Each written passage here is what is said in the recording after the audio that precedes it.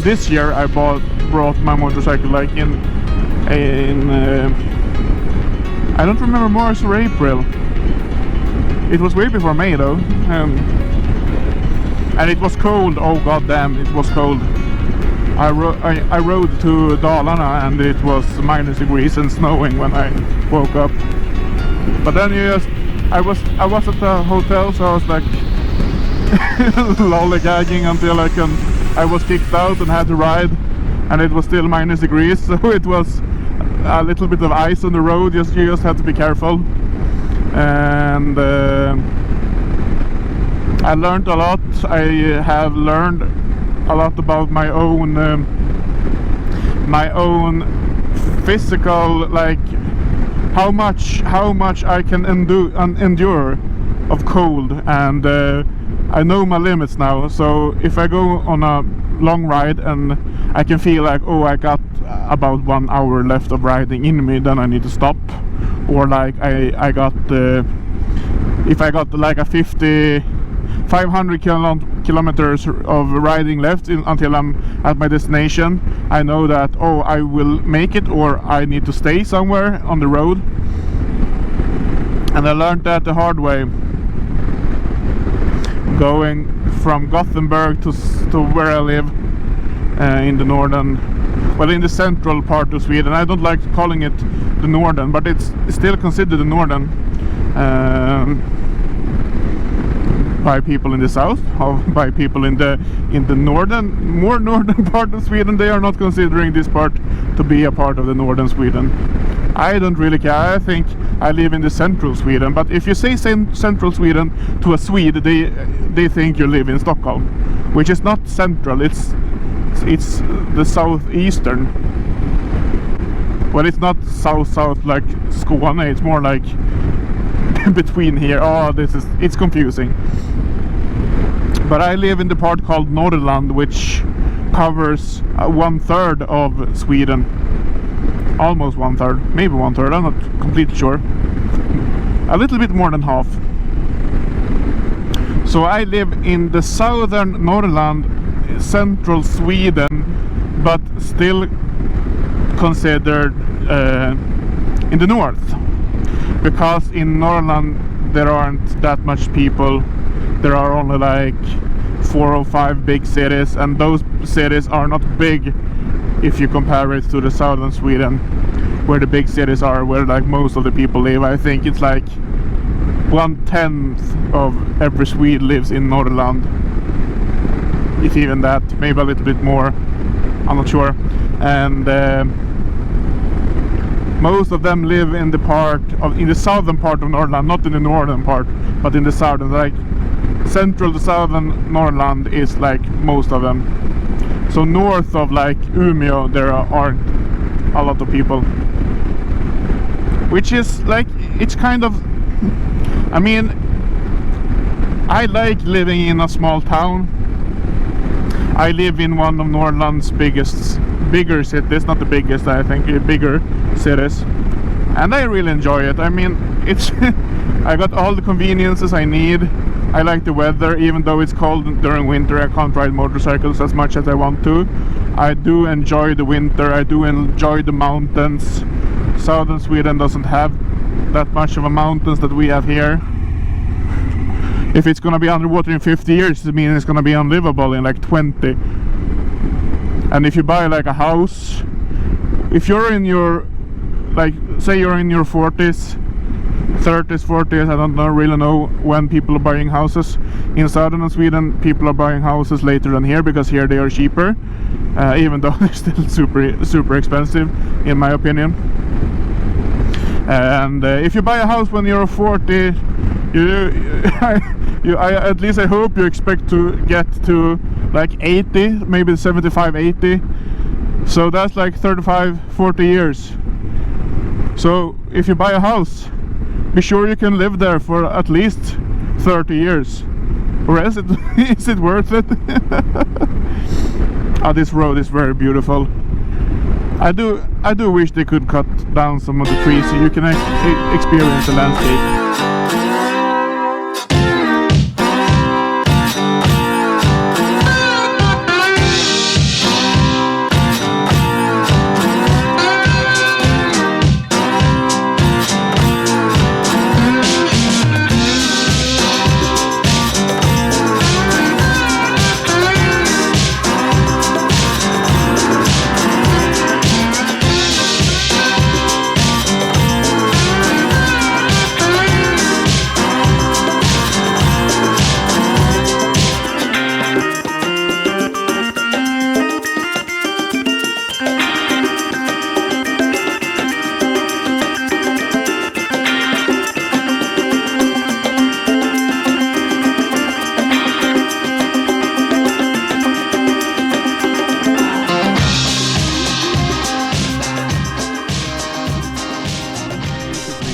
course you're not.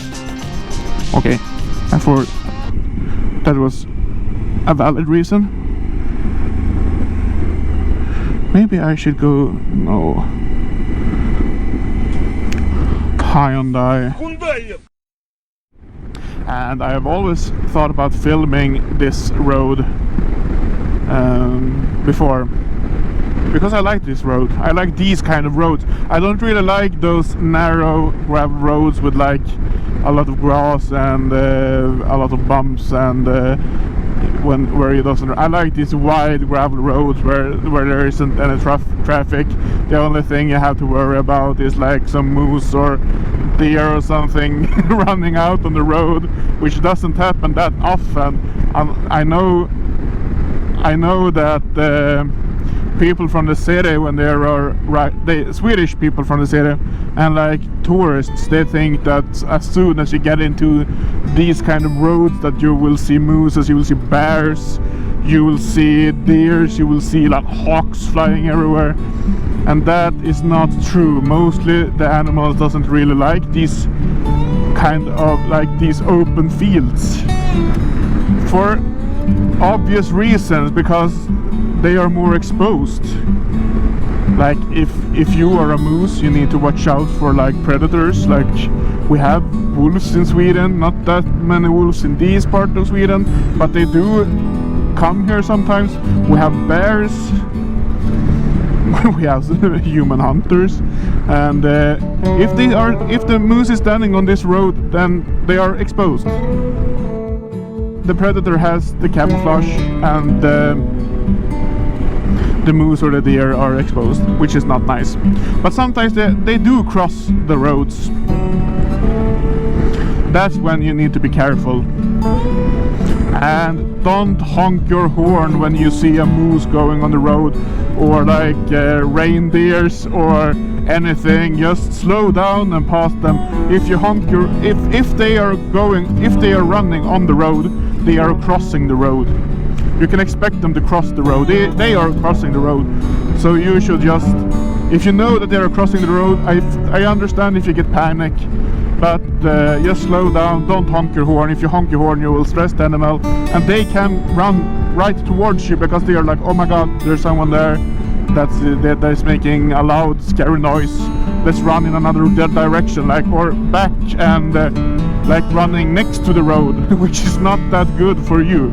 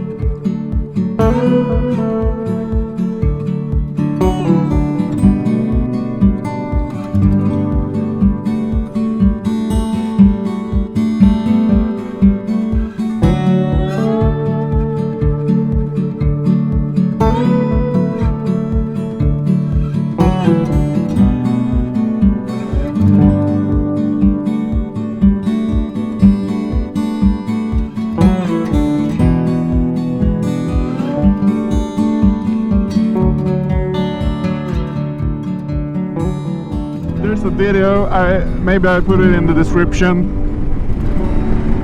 of a guy, his son. Oh, this is me being prejudiced.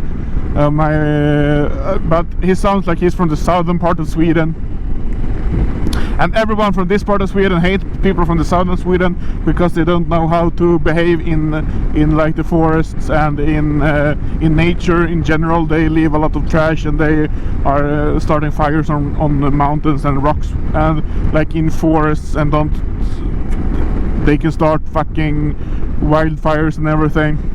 But this guy, he's like on some kind of like a trail. Kom då älgen. Så ja. And he starts approaching it and talking to the moose like the moose is a dog. Like, you can't talk to the moose and be like, oh, come here, let me pet you. No, the moose is like, he's like giving quite big signals that step the fuck away, don't approach me, and the guy is still going towards him, filming the whole the whole thing, and the moose is like charging towards him, and he doesn't understand. He gets scared, the guy gets scared, but he's he's going toward the moose. It's so weird.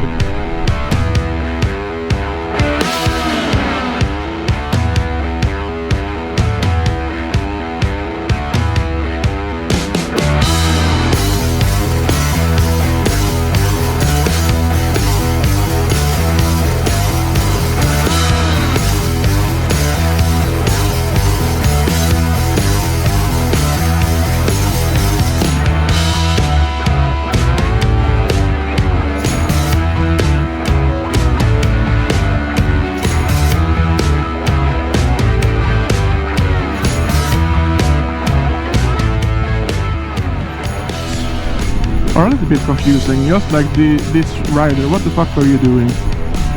Where are you heading?